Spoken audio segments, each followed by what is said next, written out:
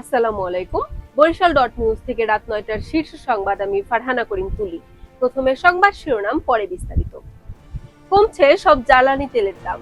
Barishal Kotwali model থানায় ঢুকে ভাঙচুর করল শিক্ষার্থীরা। বরিশালে শিক্ষক নির্যাতনের বিরুদ্ধে মানববন্ধন। দুদিনের বরিশাল কোতোয়ালি মডেল থানায় জমা পড়ল ২৪ অস্ত্র।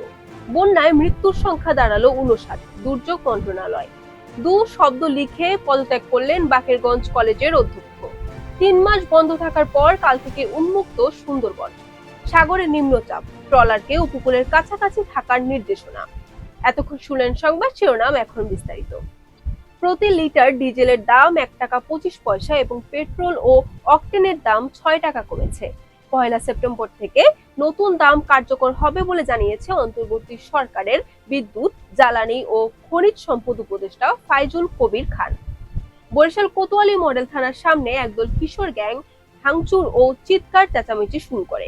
পুলিশকে লক্ষ্য করে তারা অশ্লীল গালিগালাজ করতে থাকে। এক পর্যায়ে ক্ষুব্ধ হয়ে তারা থানার সামনে থাকা পুলিশের পিকআপ ভ্যান ভাঙচুর করে।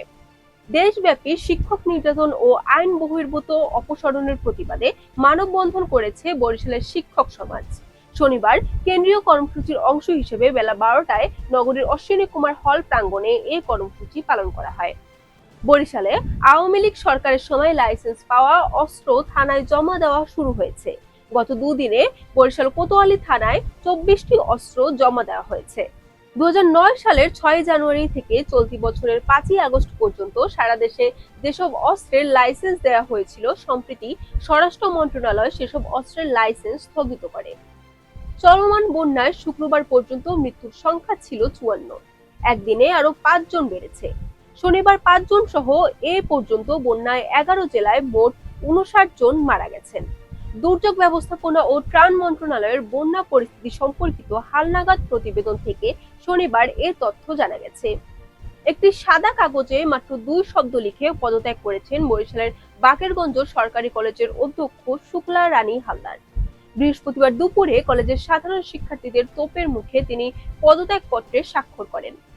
৩ মাস বন্ধ থাকার পর আগামীকাল রোববার থেকে বাংলাদেশের বৃহত্তম ম্যানগ্রোভ ফরেস্ট সুন্দরবন আবারও খুলে দেওয়া হচ্ছে। উন্মুক্ত হচ্ছে পর্যটক, বাওয়ালি, কাঠুরিয়া, জেলে ও মৌয়ালদের জন্য। বঙ্গোপসাগরের সুস্পষ্ট লঘুচাপটি নিম্নচাপে পরিণত হয়েছে, তাই মাছ ধরা ট্রলার ও নৌকাগুলোকে উপকূলের কাছাকাছি থেকে চলাচল করতে বলা হয়েছে। শনিবার এমন পূর্বাভাস দিয়েছে আবহাওয়া অফিস। Barishal dot news.